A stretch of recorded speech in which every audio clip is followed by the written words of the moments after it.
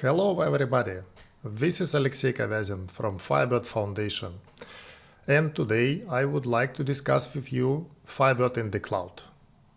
So many companies want to go in the cloud with Firebird-based solutions, and there are some companies which already implemented such solutions. So I decided to present you the brief overview of what Firebird in the cloud is, what are challenges to implement Firebird as a cloud solution, and also what are most performant and the best cloud solutions among presented on the market for Firebird.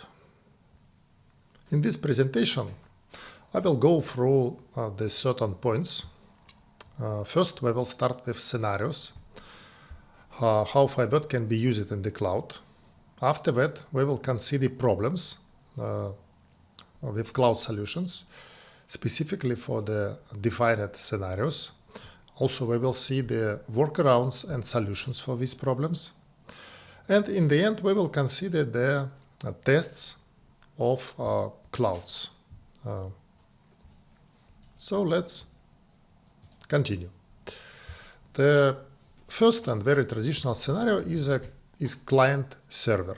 Client-server means that we have a separate server for Firebird, and there are computers, client computers, where we have some applications, typically desktop applications, which work as a normal Windows or Linux or Mac application. So how we can put this schema, this scenario into the cloud? Very obviously, we can just put the Firebird server into the cloud, and client computers can reside on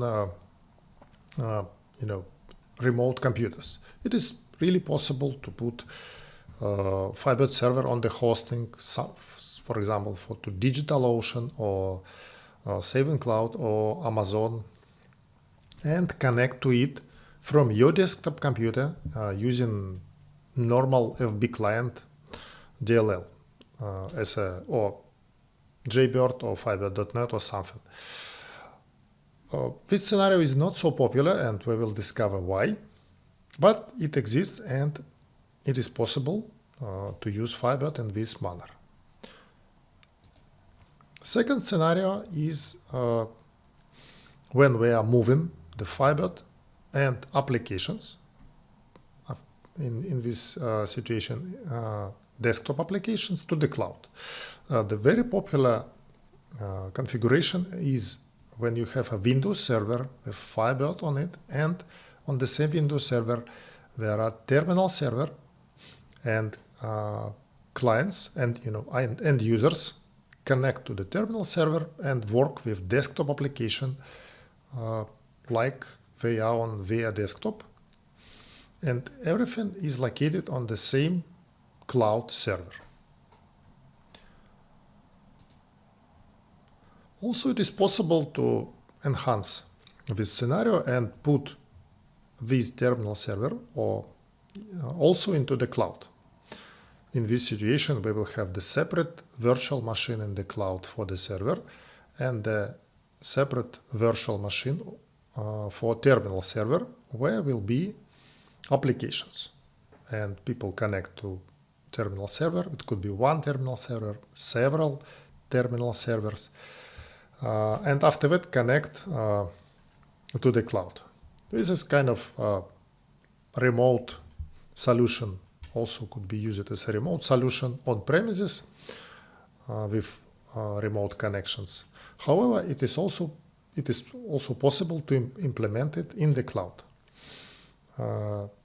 People who are aware about this solution usually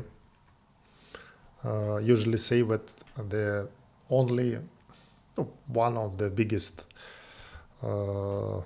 problems with the solution is the cost of Microsoft Terminal Server licenses and Windows as a whole ecosystem.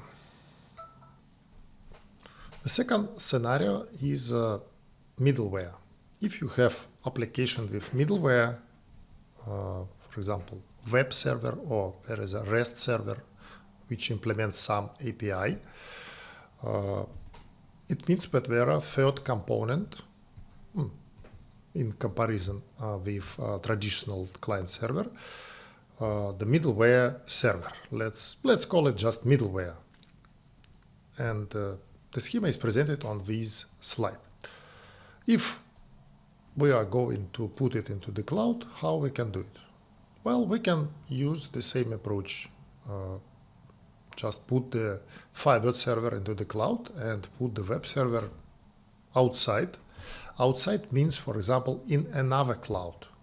So if you have some good cloud for the Firebird, fast with good disks and so on, which we will discuss, and there is another cloud, for example, with Kubernetes, there are a lot of there are a good Docker infrastructure or something which is really needed for web, for middleware. You can separate Firebird and middleware into the different clouds, and it will be exactly like on this slide. Because when I'm saying in the cloud, it does not mean outside of the user. It also means inside the perimeter of some specific cloud provider. But more typically, and more usually, developers choose to have Firebird server and middleware server on the same cloud provider, inside the perimeter of the same cloud provider. Why? Because physically these virtual machines or Docker infrastructure will be on in the same data center with the less latency between servers, and so in general the solution will be faster. Usually the middleware solutions have different kinds of client than the traditional client server.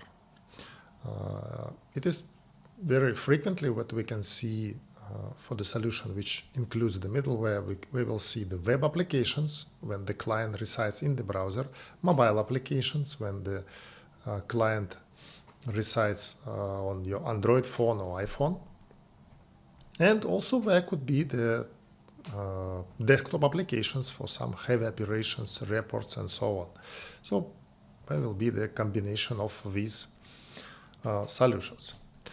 And also, of course, we can put the database and middleware on the same server.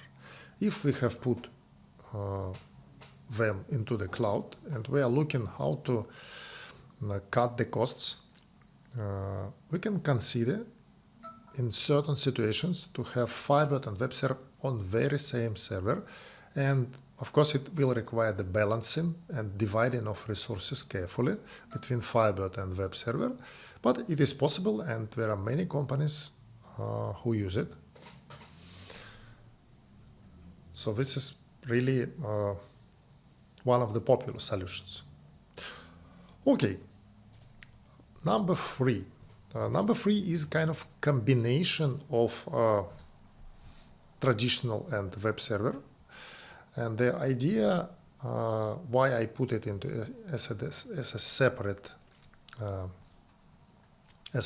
part is that in this type of solutions we have database per client scenario. It is very popular when you have a SaaS application.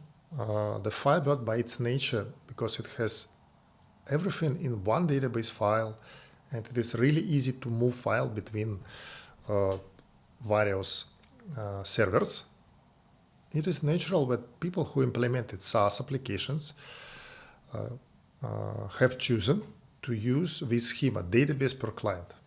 But this schema also has some peculiarities, some consequences, how we should configure Firebird, how we should configure operating system.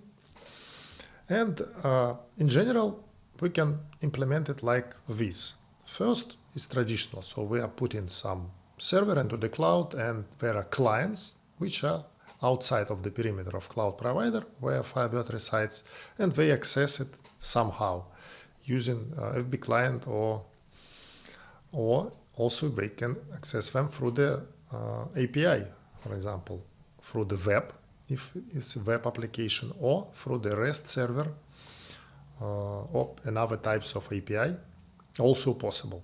So in this case, so we can put separate web servers. Typically, there could be different number of middleware servers and number of databases. So it's possible that you will have, I don't know, 1,000 or 2,000 of small databases per client. And there will be like 1, 2, 3, 4 web or API servers which serve all web applications and mobile applications of the client. And of course, also popular solution when the middleware is on the same server with these client databases. So we have all these scenarios, but let's put them on the same page.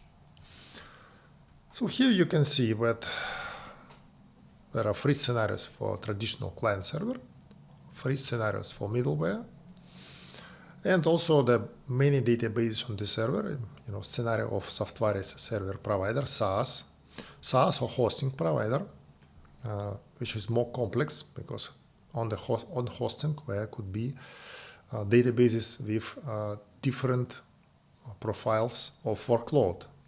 And for these optimization techniques could be really different for the hosting solutions. However, we can basically say that this is what we have. So we have scenarios, but the next question is, what are problems with such scenarios? When we are speaking about the problems in the cloud, we need to remember the following. The cloud, in fact, is a virtual machine which is running far away from our location, more or less far away. So we have the following problems. First, regular problems for virtual machines. As you remember, virtual machine is running on the host, and there could be several neighbors, several other virtual machines on the same host which can compete for the resources, especially disk, but also memory, CPU, and so on. Network. Usually data center is located, it can be located in other country, far from the user, let's say. And due to this fact, there is a high latency. There could be various problems with network, like loss of packets. Also could be problems with settings, and so on. And the third problem is balance, especially when we have on the same virtual machine, we have database and clients, or database and middleware. We need to see, we need to plan how to divide resources in the most effective way to achieve good performance, to use all these resources effectively. So if I will perform kind of mapping of scenarios and associated problems, we can see that there are the following distribution of possible problems with for the specific scenario. For traditional client server, when we have the database in the cloud and applications with direct access reside outside of the cloud, we will face 2 problems. The virtual machine, because there is a virtual machine, and also network connectivity. So 2 problems. If we will have the database in the cloud and applications in the cloud on terminal server, there will be only problem with virtual machine, because users will connect to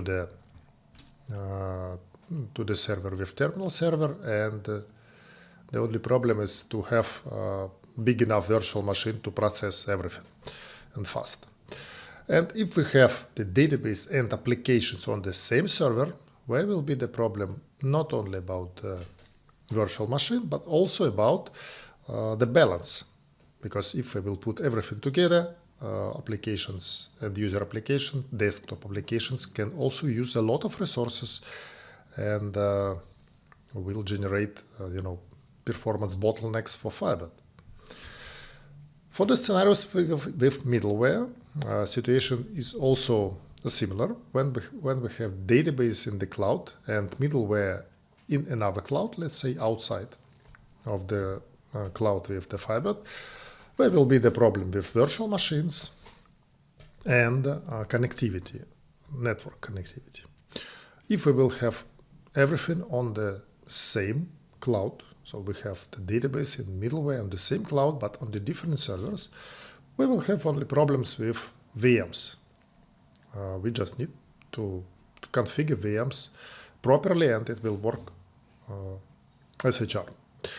And if we will try to economize and put everything on the same server, we definitely need to look how to balance the resources between database and applications.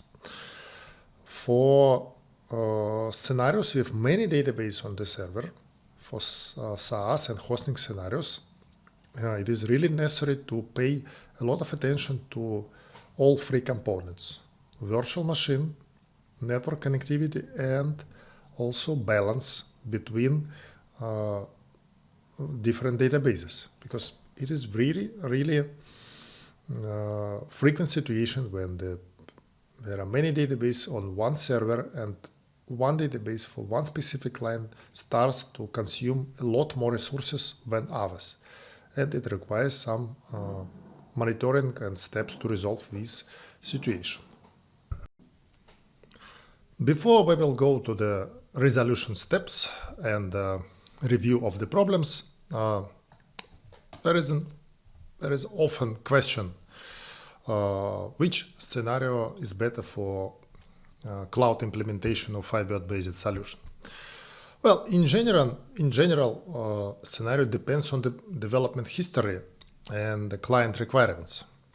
So there is nothing like, silver bullet to implement. Or, for example, if you have traditional client server and you are thinking to move server into the cloud, there is a possible ways to implement it without rewriting the whole application. However, if the question is about development from scratch, if you are rewriting something or starting the new application, in my opinion, the best will be to have database and middleware on different server. Because in this situation, when you have separated database and middleware on different servers, you can flexibly organize infrastructure and put more servers, more powerful server, change configuration independently and achieve better results with less efforts. Okay, now let's proceed with the problems. There are three levels of problems when we are speaking about cloud solution with Firebird. First is virtual machine, the second is network, and third is balance between application and databases or between many databases or all together. So let's consider how to identify and solve problems. For virtual machine level, there are following critical points which should be considered when you are planning and implementing Firebird cloud solution. So let's go through them and discuss every point. The first thing which you need to consider is the choice of Firebird architecture. You're probably aware that Firebird has three basic architectures: SuperServer, SuperClassic, and Classic, which can be used in various scenarios. What are specific things to look at for cloud scenarios? SuperServer is a great solution for cloud scenarios when you have not so many databases, let's say less than 100 databases. And it is good because it has memory controlled per database. It means that whatever number of connections, client connections, will go and perform operations with database, the Firebird will keep the memory allocated as it is specified in the configuration files. In this situation, of course, when you have less than 100 database, it is and you have pretty stable load, it is possible to calculate the necessary cache size, necessary configurations for these small databases, and use this scenario with SuperServer with a lot of advantages like better performance, better scalability, and so on.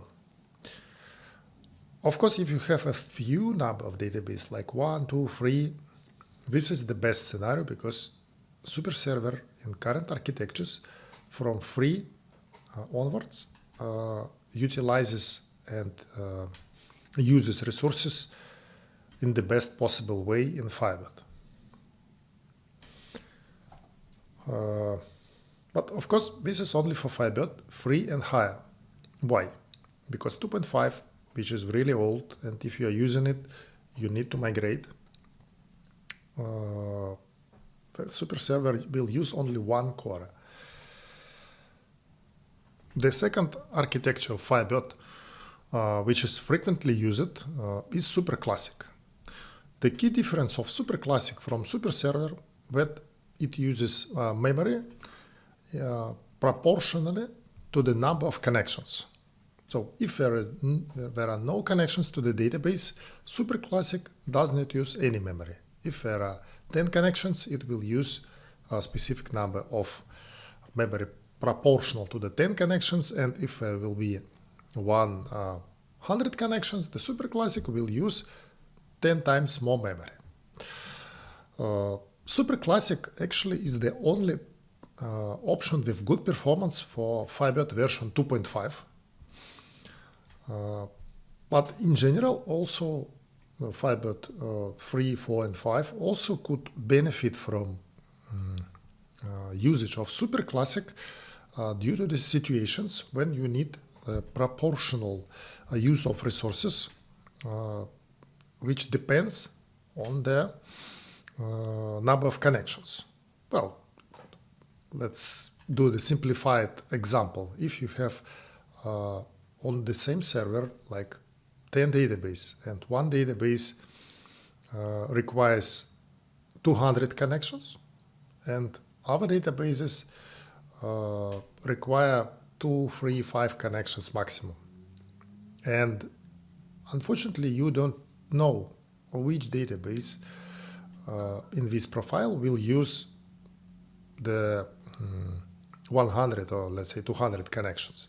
So you cannot predict which database will have a peak, and therefore you cannot configure SuperServer for better usage of memory. With SuperClassic, the scaling in this situation will be done automatically because the more users will connect, the more memory will be used, and there will be no no situation when you will have a pre-configured SuperServer with a fair distribution, like equal distribution of memory.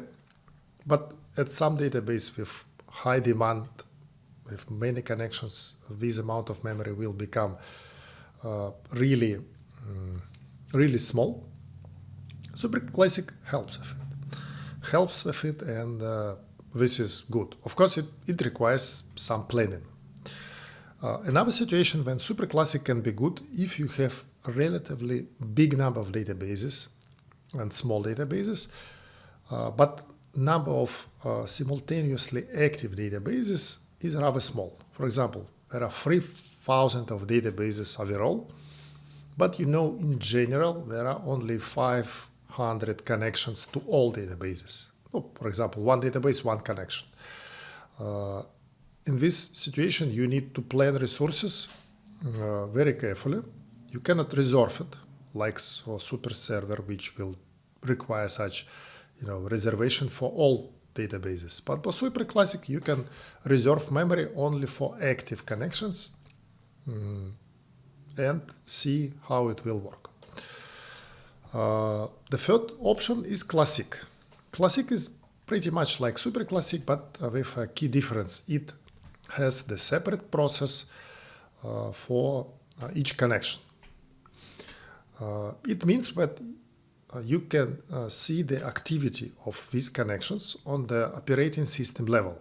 So you can simply run top or Windows Task Manager, Better Process Explorer, and see what are the top consumers. You can identify the ID of the process, of Firebird process, and after that, using the monitoring tables, you will be able to identify which database actually uses the resources.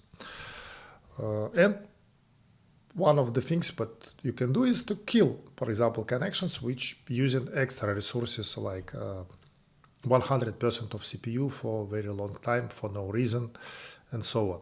Or you can use NIS or other tools to manage CPU consumption. So some kind of alternative for more precise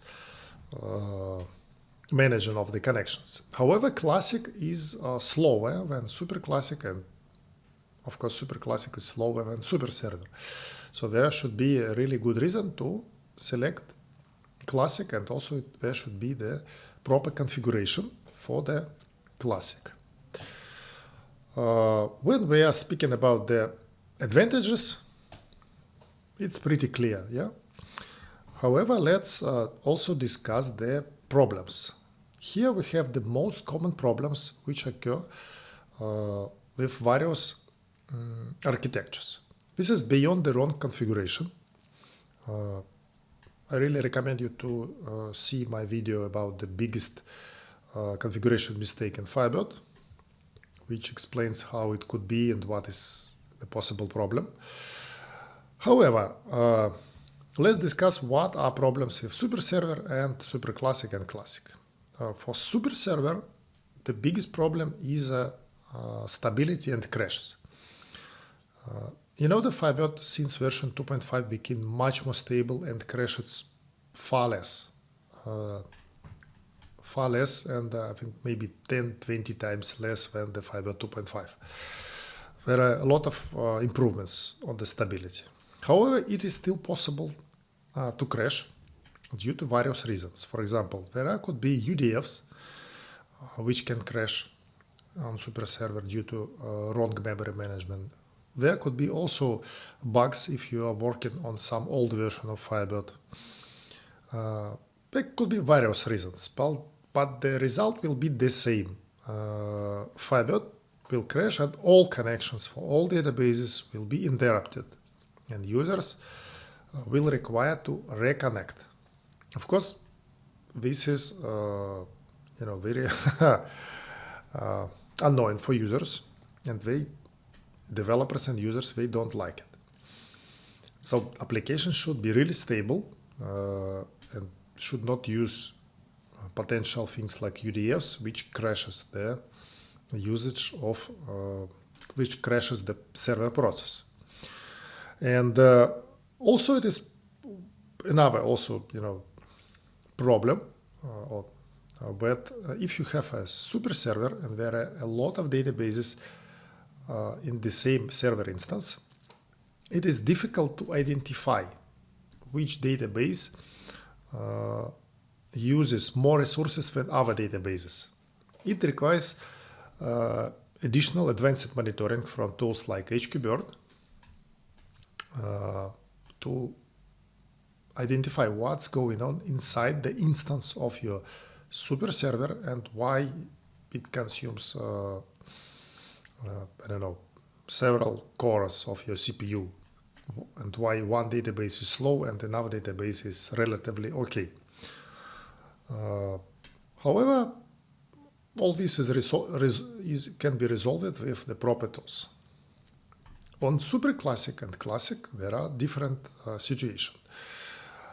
First of all, the biggest advantage of Classic and SuperClassic about the memory allocation can also turn easily into the problem, because if you have some API or some connection and where will be the peak of connections unexpectedly for not planned amount. For example, you plan that the usage of your SuperClassic or Classic server will never exceed 100 connections, but at some moment arrive 500 connections or 1000 connections, and in this case SuperClassic and Classic will use memory proportionally and simply will consume all the memory on the server, will go to swap, and after that everything will stop.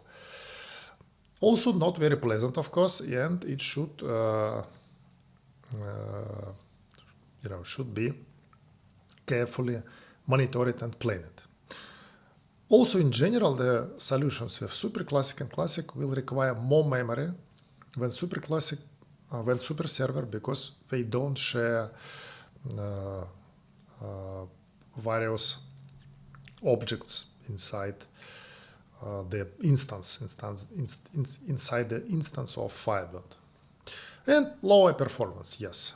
It can be not so important if you have a small database and relatively fast queries, but you need to know these potential problems and take them into account when you are planning your cloud solution. The next point when planning and implementing the cloud solution and resolving problems on virtual machine level is various cloud-specific configurations. First of all, when you are choosing the virtual machine instance in the cloud, it is necessary to know what is the biggest problems, what is the biggest demand generated by the Firebird instance or Firebird plus application instances on virtual machine.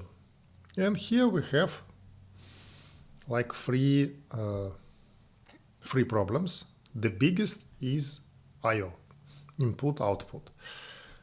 This is always the first problem, and even in the best clouds, I/O is the limiting the performance. And the first thing you need to check is input output. How good is disks? Why it is? Simply because the I/O is the shared resource, and there are several, and you don't know how many virtual machines running on the same host, and it is possible that even the good disk and NVMe disk, good SSD disk, will share the bandwidth with a lot of neighbors, and for this the result will be not so good. There are many peculiarities about it, but the truth that many cloud providers claim some numbers. They say we have this number of IOPS for your virtual machine, for your instance in the cloud. But the truth that you don't know how this number of IOPS will be directly projected to the Firebird performance. And you should measure it before you go to the production and before you start to implement something in this cloud. Below I will say a bit more about it. The second is memory. Very often inside the cloud there are deficit of memory, and almost all cloud providers use overcommit intensively. Overcommit when you have virtual machines with more allocated memory on the host than the host actually is, with the hope that some virtual machine will not use all the memory, and so on. And the CPU also could be the problem, especially in case of non-optimized queries or lack of numbers. It is necessary to understand that there should be adequate number of cores for CPUs for your solution, and monitor also the usage of CPU and understand what things, what queries, operations, transactions, and so on will cause the higher use of CPU. So when it comes to configuration of Firebird on the cloud, the good question is how to create configuration for the cloud. Well, in general, you can start with the configuration calculator for Firebird. It is a free tool available on this URL, cciba.com. However, for Firebird supporters, there is a ability to use advanced calculator with special options to calculate better configurations, better Firebird configurations specifically for virtual machine. In standard calculator, there is a default option, so calculator does not take into account are you running on hardware, are you running on virtual machine, and are you running with Windows or Linux. And advanced calculator will provide better results with tuned parameters. So don't miss this opportunity. Go and become Firebird supporter. It does not mean that you are paying for this calculator or something like this. No, it means that you are paying to Firebird Foundation, which directly funds the Firebird development, and you are getting some bonuses like advanced calculator. There will be more bonuses soon, and there are already more bonuses. I will speak about them in the end of the video. But advanced calculator really can save you a lot of money if you will create a proper configuration for cloud solutions, and instead of paying for 32 gigabytes, you will use only 16 gigabytes. It will pay off the Firebird supporter subscription for sure. Choosing operating system and tuning operating systems. I will not speak about choosing what is better, Windows or Linux, because usually when you are implementing the cloud solution, you already know what operating system you prefer. Is it a Windows or is it a Linux? Let's just go through the important things which you should tune on the Windows virtual machine in the cloud. First of all is version. Unfortunately, the old version of Windows do not work really great in the clouds. And if you plan to use Windows, consider to use recent versions like 2019 and more recent to work with. Also, really important to keep drivers updated, because it's possible that you have some Windows instance running in the cloud and with old drivers, and Windows simply does not recognize where it resides, how it works, and as a result, the performance could be less than with simple update of drivers. One of the important things is power configurations. Always maintain in energy settings the high performance. It works for Windows on physical machines and in virtual machines in the cloud too. Because all cloud providers are crazy about reducing the costs, energy costs, and so on. They call it green, ecological, and so on, but actually they are caring about the energy costs, and for this, many instances of Windows as well as Linux can be created with balanced or energy saving profiles, which is not what you want, because you want performance. It can give up to 20% of more fast queries in some specific situations. Also, do not use Hibernate, because Hibernate, especially for Firebird 2.5, is a really bad thing. It can lead to freezes, to some problems, performance problems and stability problems. So just do not use Hibernate. And also on Windows, never disable swap. If you are interested, there is also a video about swap on this channel with statistics and explanation why it is so.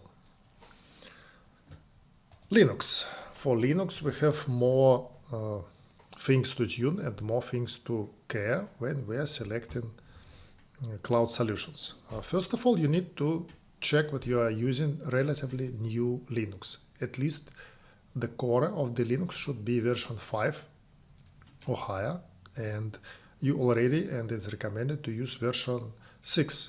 It has a lot of optimization as well as general optimizations and optimizations for running in hypervisors, which is important for cloud. For Linux also, you need to maintain high performance power configuration. For different Linuxes, there could be different packages, different software to control what energy profile you have. It exists on the Linux, so you need to check and ensure that you have high performance. On Linux, there are also the following very important configurations which should be applied for the cloud instances where Firebird is running. Swappiness. If you have a lot of RAM, a lot of means that you have more 32 gigabytes or more, you can reduce the number of VM.swappiness to 1 to decrease the desire of Linux to swap things. It is not recommended to set it to 0, so don't do it. But 1, if you have a lot of memory and you are monitoring memory usage and you are sure that you have at any moment enough free memory, you can put 1 and see that it will produce some good improvements in performance, specifically for the queries with a lot of reads. At the same time, you should not disable swap. Never disable swap. You need to keep it usually 4 gigabytes. Swap should be fine. But don't switch it off until you really want to know how the OM killer works in Linux. 2 more settings, very important for all Linuxes, but especially for cloud, is a max open files. We recommend to set 50,000 as a minimum, but in the modern Linux versions, the default is 500 and something maximum open files. So for 50 and more databases, you also need to increase and make sure that you have max open files big enough. When we are saying the open files, it actually means not files, but also handles. In Linux, everything is file, consider it as a file handle. So for big users, it is important. And the second sayings for Linux is VM max map. You should have it like 250,000 as a minimum. And for bigger number of database, put it like 1 million, because it is also important for Linux performance. File systems. For Linux, recommended is ext4 with no barrier option. Do not use XFS, ZFS, and so on. They show the lower performance than ext4.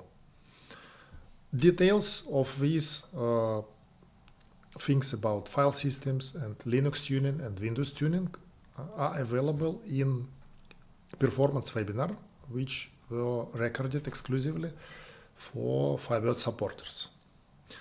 For Windows, the only viable choice is NTFS. Many people ask about cluster. Just use default one.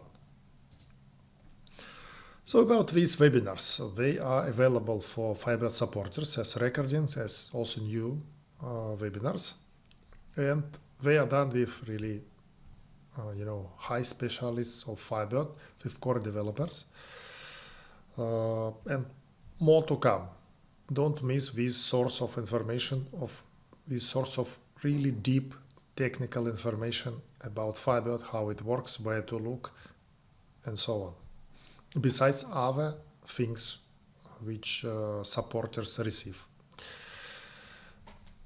The very important thing for cloud applications is to have optimized SQLs. If you have some non-optimized SQLs, they will generate problems. If you have some SQL which performs a lot of reads operation, reading from the disks, it means that it will generate problem with slow disks. And as you remember, the I/O, the disks, is the most important resource for virtual machines and for the cloud. So many reads will mean slow reads and slow operation of the overall virtual machine. If there are enough memory and the queries perform a lot of fetches, operations with the cache, it will lead to high usage of CPU. And also you could hit the limit and you will need to buy a more expensive virtual machine, and instead of paying for 4 or 6 cores, you will need to pay for 16 cores. And it's pure monetary thing to optimize queries and get less expensive solution.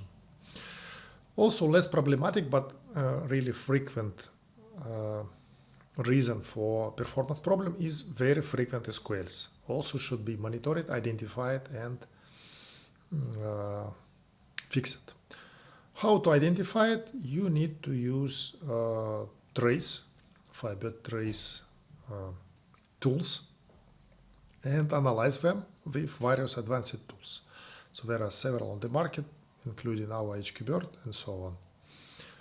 There will be probably soon the special webinar about these options. But anyway, SQLs is really, really important to have them optimized, because when you have the powerful physical server with usually much more I/O available for the applications, you can even notice that you have problems with some SQLs which performs a lot of reads, for example. But in the cloud, due to the limited availability of I/O, it is really possible that you will see application or certain parts of application will work slower due to these problems with non-optimized SQLs. Network. Let's consider the following things which are very important for the network performance. The first thing is Firebird version.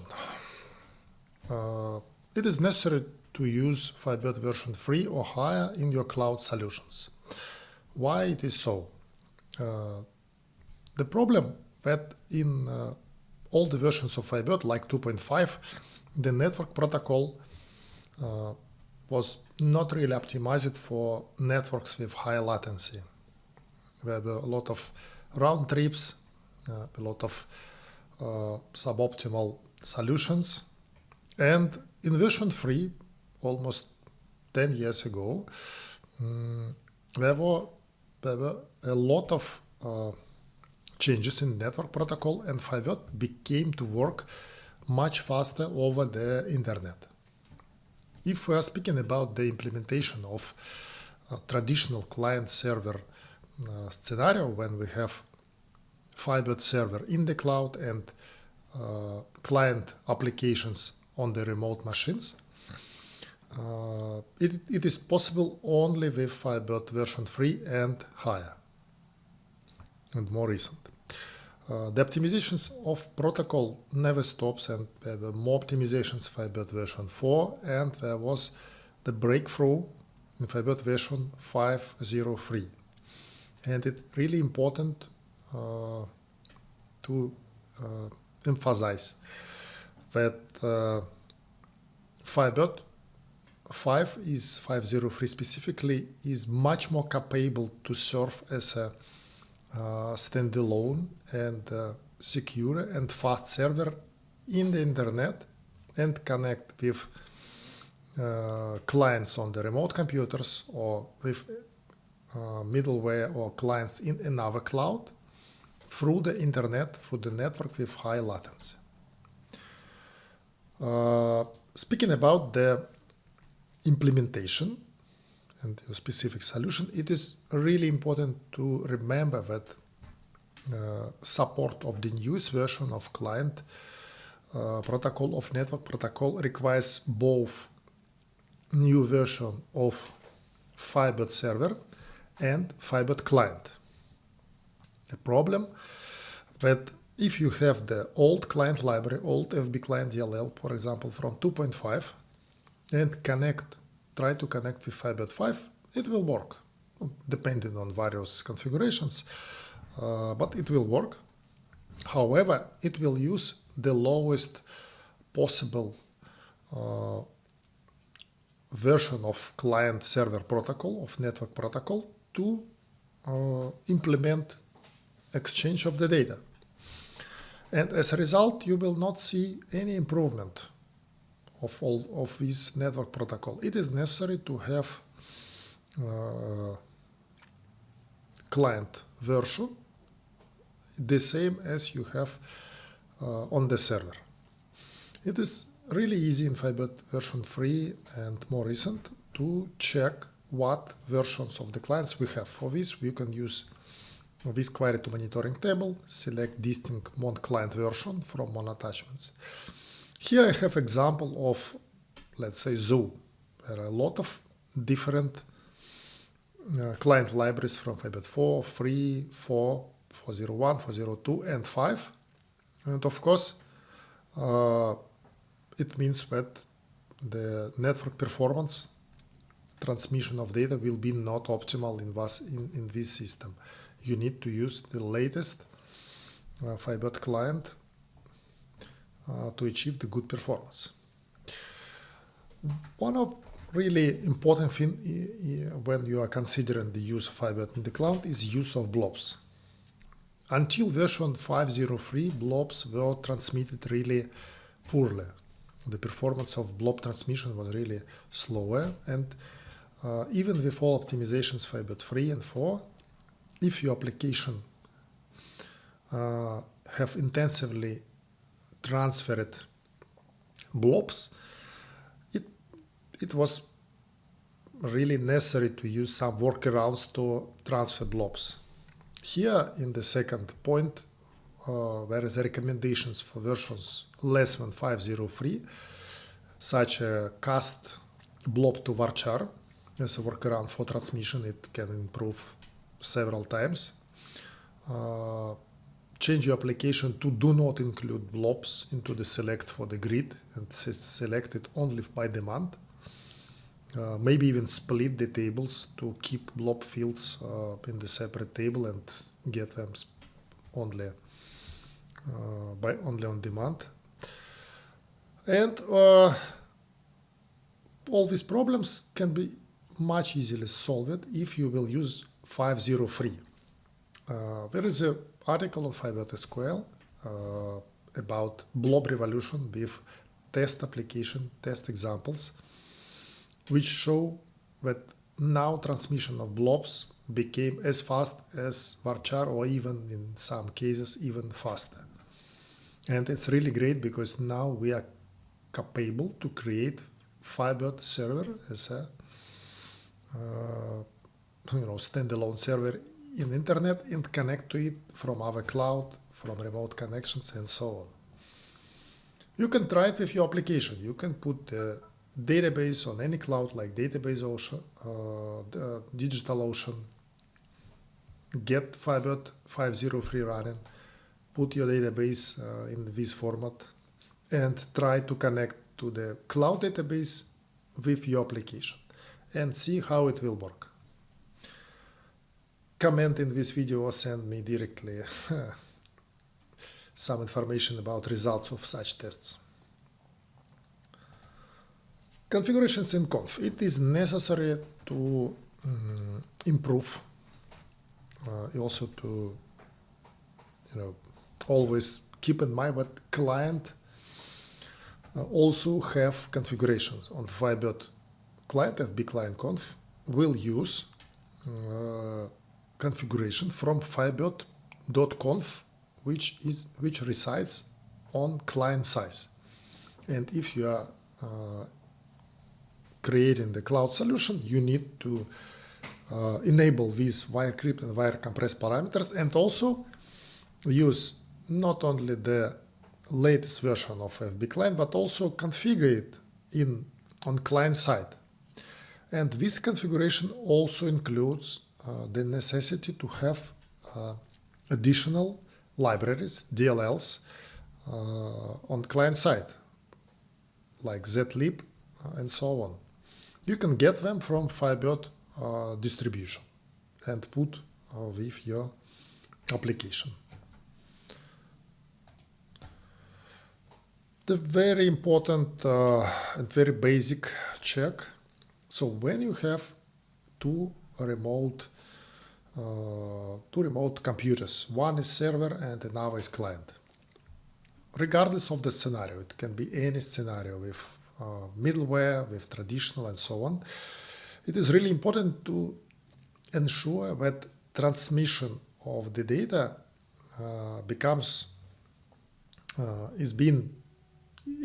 is correct. Of course, this is the work for network engineer, and you cannot substitute network engineer. However, there is a really fast and easy check with ping, which you can use to perform to see how the data is being transmitted from server to the client and from client to the server. So on both computers, you will need to open the command line and use something like ping, address of the node. If you are getting it from the, if you are checking from the client, put the server IP address or name. After that, put -f. It says that the package TCP packet should not be fragmented, and put the maximum size which should work for standard settings for MTU 1472. It is set with the idea that MTU is standard and it is 1500. If it is so, this ping will work without a problem. You will see some details. Run it for several minutes to see that there are no packet loss. If you will see message something like cannot be sent, something like this, it means that the MTU is not properly corrected, is not properly set up, and you need to kick your network engineer to check what's going on with the network and make sure that it works. So this is really simple, like 5 minutes, but it can save you a lot of time, and after resolution it can greatly improve the performance of network communications. And now let's discuss balance. Practically, balance means the following 4 questions. How to measure resources usage between databases and applications, and how to divide resources between databases and application. So let's go through all these questions. The first question is how to measure resource usage between databases. When you see a Firebird running and consuming like all cores on your server, it is always interesting what is going on, why it consumes so many resources. If you have only one database, the answer is pretty simple. You can run trace, you can get monitoring tables and see what queries are being active at this specific moment, and with some tries and some steps, you will probably easily identify which query contributes to this peak usage of CPU, or the same for disk and so on.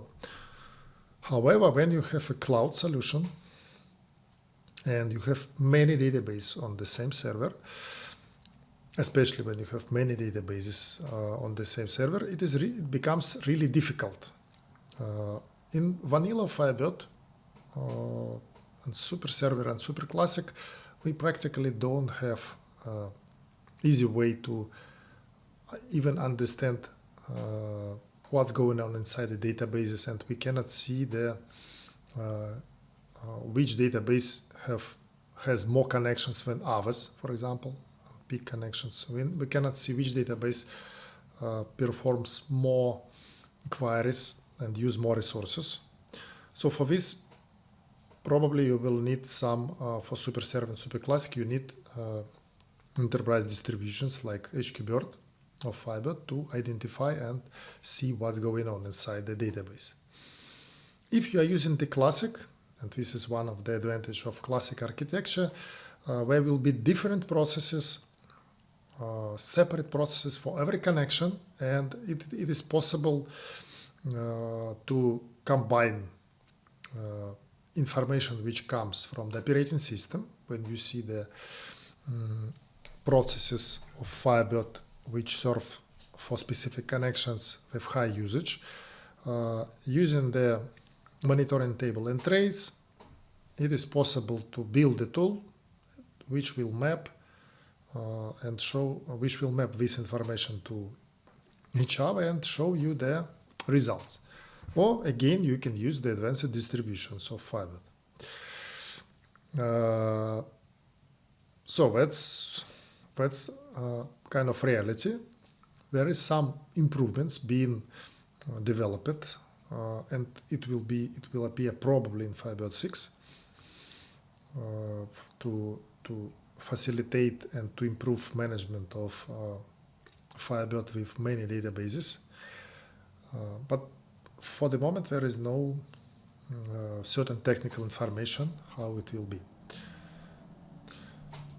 The question about identifying and measuring resource usage between application and database, Firebird database on the same server, is actually more important when it seems. It is really often when we connect to some server with problems and we see that resources of the server, CPU or disk, is consumed by other application, not by Firebird. It can be business application, which is not optimal. It can be other database server, for example, MS SQL, which works with SharePoint or something like this. It also can be antivirus and so on. So it is really necessary, if you don't have truly dedicated and optimized server for Firebird, you need to really check what part of resources are being used by Firebird. And it is often, but not very often, but often, we see the situation when some other application use more resources than Firebird itself. Tools to identify standard. For memory, you can use the RAM map tool and top on Linux. For disk, you can use Resource Monitor on Windows, IOStat on Linux, and for CPU, Resource Monitor and top respectively. how to divide resource usage between databases, which is probably more important question, because you can identify you can identify the database which consumes a lot of resources and say, okay, we need to do something. We need to create some priority resource allocation for this database. But how it is possible to do? In general, of course, we have something like databases.conf, where you can allocate more, for example, default DB cache pages for the specific databases and so on. However, it is often, and this situation especially important for databases which serve not for one vendor application, but also serve as a source for BI, source for third-party integrations and so on. The really good idea is to divide resources using the different Firebird instances. Starting with Firebird, I don't know, very old versions, it is possible to have several instances of Firebird, and it became just really easy from Firebird 3. So on Linux, you can install several instances of Firebird into the separate parts on Windows in separate folders. Put them different resource service port and remote aux port and some other parameters to split them, and you will have absolutely different 1, 2, 3 or more services of Firebird on the same host. Of course, many companies can use self-hosted Docker infrastructure when you have a big server and there are several Dockers, and each Docker is separate Firebird which serves specific databases. And in this case, it's pretty easy to divide different clients or different group of clients between these Firebird instances. Another pretty often situation when we need to divide various applications which need access to the same database. For example, you have one big database which serves as a transactional database with some regular application like POS application, for example, and you have a BI application which goes to this database to read specific data and generate some big, long reports. In this case, it can be interesting to divide resources between these types of application. And Firebird has a unique capability for architectures SuperClassic and Classic, capability to use 2 or more instances of Firebird on different ports to access the same database. It is not possible for SuperServer because SuperServer gets an exclusive lock for the Firebird file, and it's not possible to share the access with another instance. But SuperClassic and Classic, they are designed to share the file, to share access, and due to this, it is possible to share several instances. It can be useful, for example, if you have extremely large number of connections on Windows. As you know, the instance of SuperClassic or SuperServer can serve up to 2047 connections maximum. But for Linux, there is no such limit, but it's anyway logical to divide, for example, access from one application, like critical, like POS application, because, you know, money should come without stop, and divide BI application and divide, for example, management application, something like this. And in case of insufficient resources or in case of any problem, you can easily switch off the instance which serves, for example, BI, because the company will survive if BI will not work for several hours. But losses from the closed POS terminals will be much higher, and so on. Of course, it all requires the specific things, specific planning.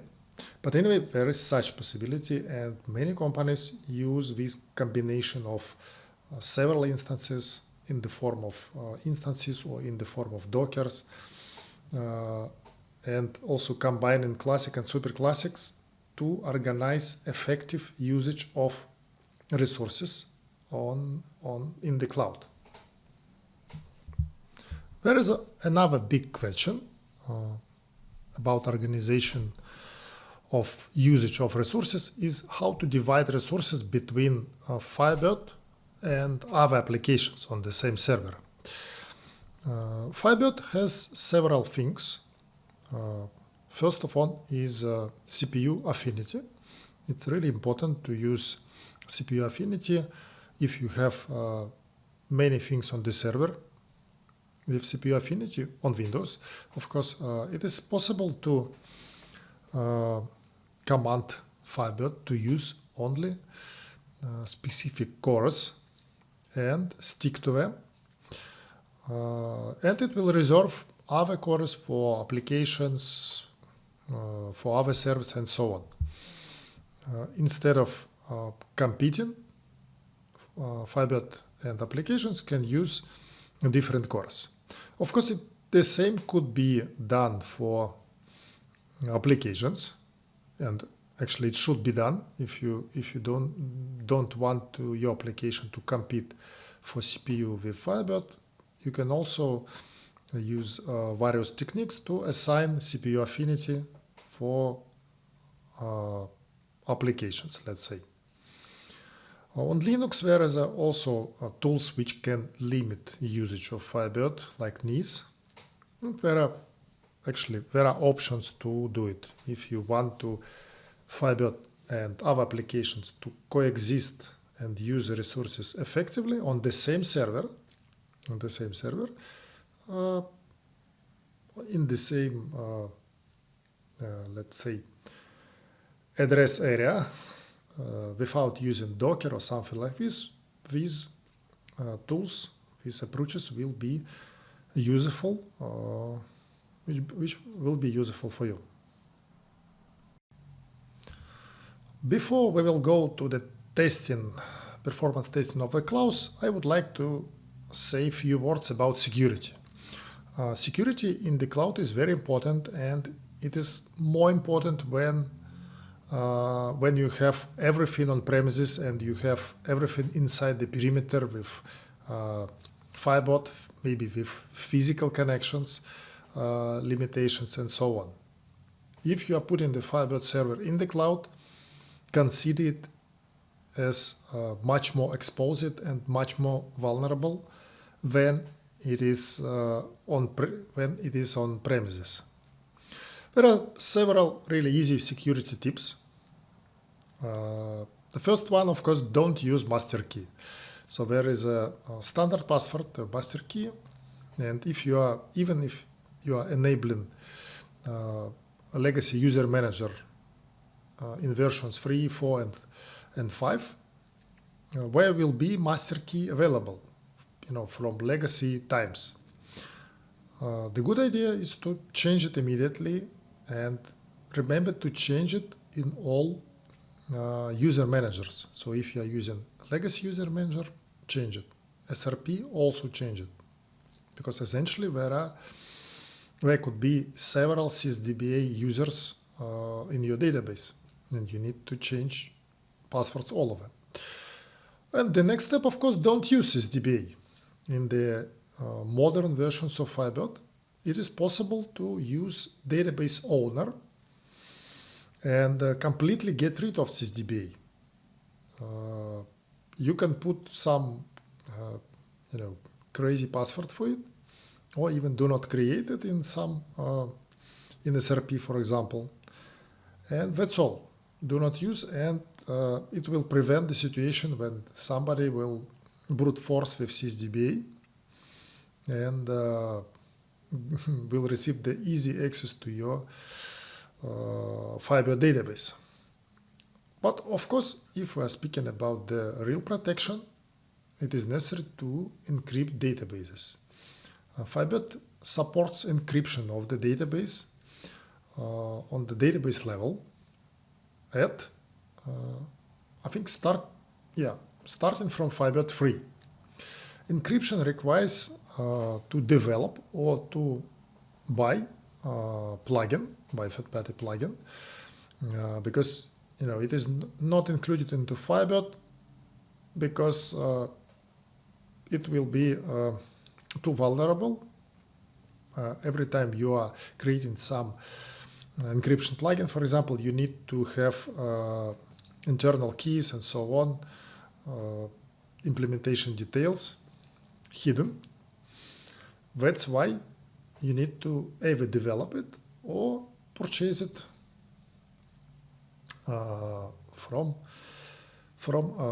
they are available from several vendors. Encryption will prevent situations when somebody get access to your database to the server, download the database, and after that, it will be possible to have access to this database with either with sysdba master key or with other password, other user and a changed password on the insecurity FDB, or even with tools like First Aid, when it's possible to open database on low level and simply extract all data to the new database. When the database will be encrypted, and if this will be properly implemented, so keys will not be on the server in development mode. Keys will be only on application, inside the application. It will greatly protect data, specifically for situation when the database file was stolen. And the chance of such situation is pretty high for for cloud instances of Firebird when on premises. Of course, simple things, but many people forgot to do it, is to change standard ports for serving connections 3050. Change it to something. It will at least make the work for port scanners and for potential hackers less not so easy. Remote service, remote aux port, if you use events, also change it to something. Of course, in terms of password, do not use the legacy user manager. Use SRP. Yes, it will require to use modern clients, modern versions of FB client DLL, and so on, and other clients. But it works because in SRP and SRP 256, it is possible to create really big and strong passwords for network access. And of course, this advice could look a bit strange, but you don't believe how many people still use it. Don't share folders on the server. You don't need to share a folder with Firebird. You don't need to share folder with Firebird databases in order to work with Firebird. In order to work with Firebird, you only need to expose 2 ports maximum, 3050, not 3050, but the port you specified in remote service port, and if you are using events, remote aux port. That's all. No shared folders, nothing. So that's really quick overview of security. There are more, and in one of the future webinars, of course, we will consider the security in more details, because it's really interesting and important topic. But now let's go to testing clouds.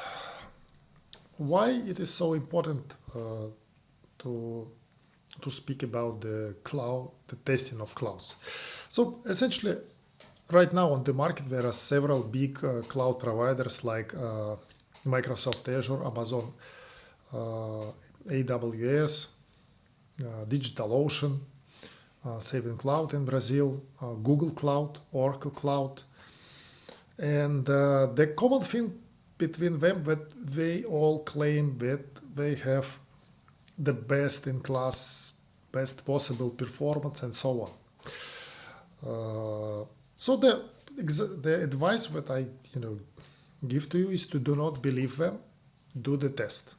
How to test the performance of the general performance of the Firebird database.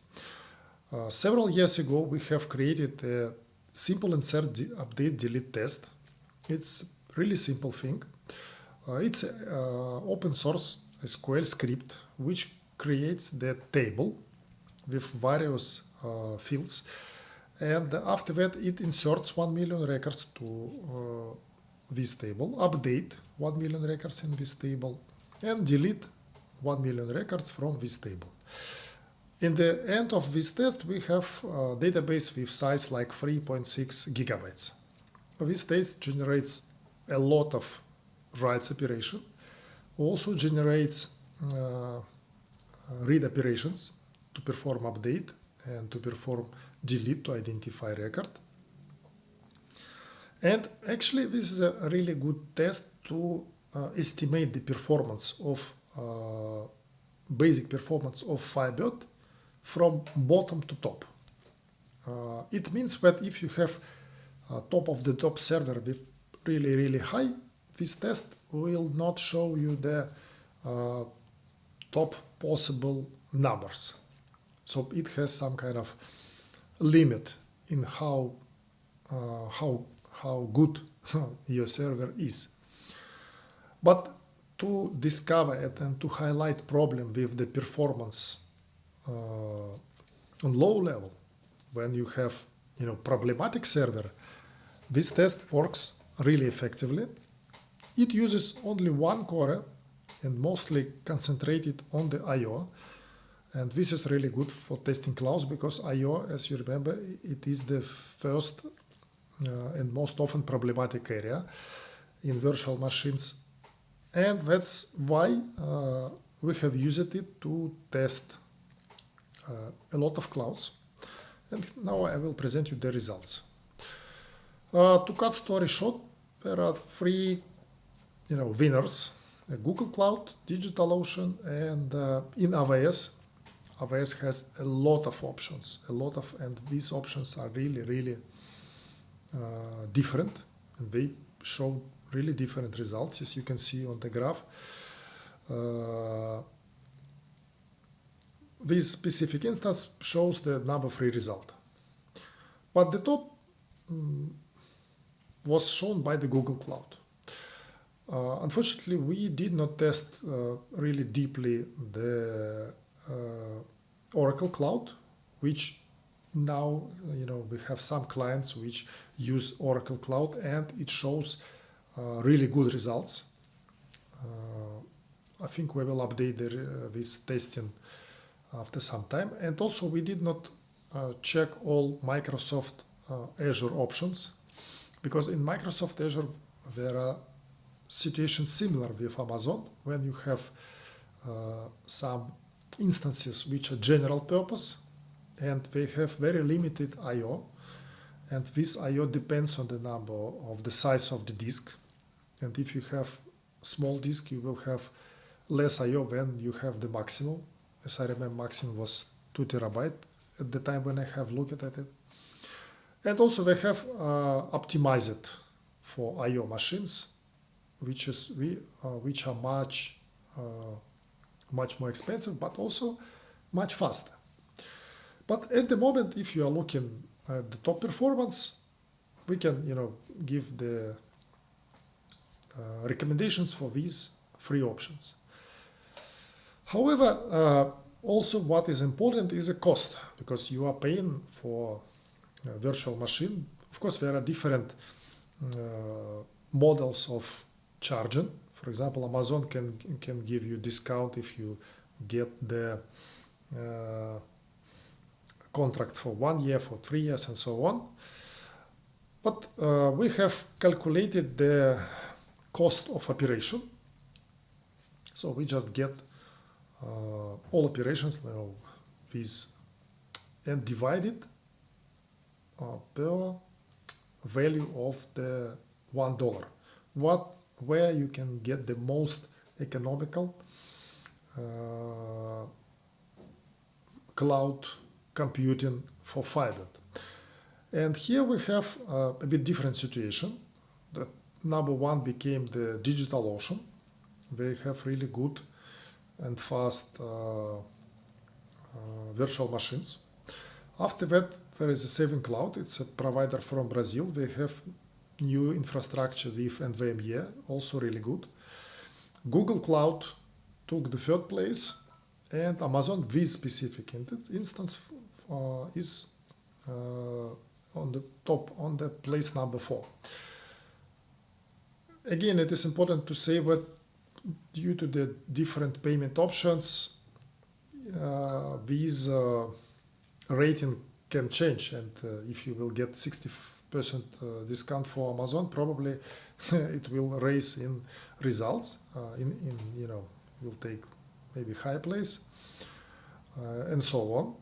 But anyway, this test is really simple. So you can go by the link in this presentation, open it, get it, run it in several minutes, and you will get the really good estimation of what you will get from the cloud. Do it before the contracting your cloud instance for, I don't know, for 3 years. It will be a big pain if you will contract some instance for 3 years. After that, you will do the test and you will see what it's not so good and actually not worth the money, and simply changing the instance will get you 30% more resources for the same price, or economize a lot of money. So consider these details as an example. As you can see, the ordering and the graph, there are a really big difference. So there is nothing like, no, all clouds offer the same. No, they don't offer the same. They don't want you to know about it until you really start to offer, and after that you will search in forums or how to optimize Firebird on this specific instance of Azure.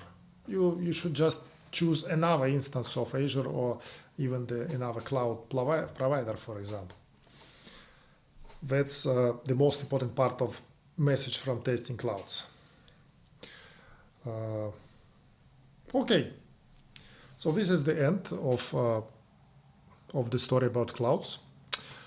Not actually the end as a complete, complete explanation what it was. Consider this information as an entrance. I hope you'll get more information with usage of key points, using the guideline which I have presented, where to look, what to check, what are important things. If you have any questions about this presentation, please feel free to send me email to ak@firebird.org. And also, again, I would like to invite everybody to become Firebird supporter. Firebird supporter means that you will directly finance development of Firebird open source free database, which you are already using on the daily basis. And since you don't want it to fail and you want it to develop and get more features to work faster, become a Firebird supporter. Besides the direct support of Firebird development, you will have access to many very important things like official Firebird certification. The first people were already certified last year. Also access to the Ember Wins magazine, Firebird Foundation magazine, with a lot of technical information, interviews, sneak peeks of future versions, and so on. Access with webinars with core developers. I already mentioned the webinars for specifically Firebird Windows performance and Firebird Linux performance. Each of them is like 1 hour and something, and it's really concentrated to deliver the most important information, how to run Firebird. And of course, there will be some discounts and special offers like access to the advanced Firebird configuration calculator, available only to Firebird supporters. And more things to come.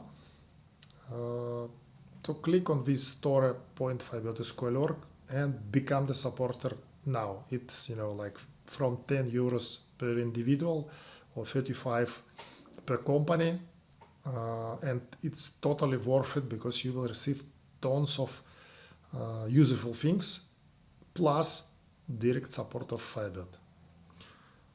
Thank you very much, and don't forget to subscribe to the channel.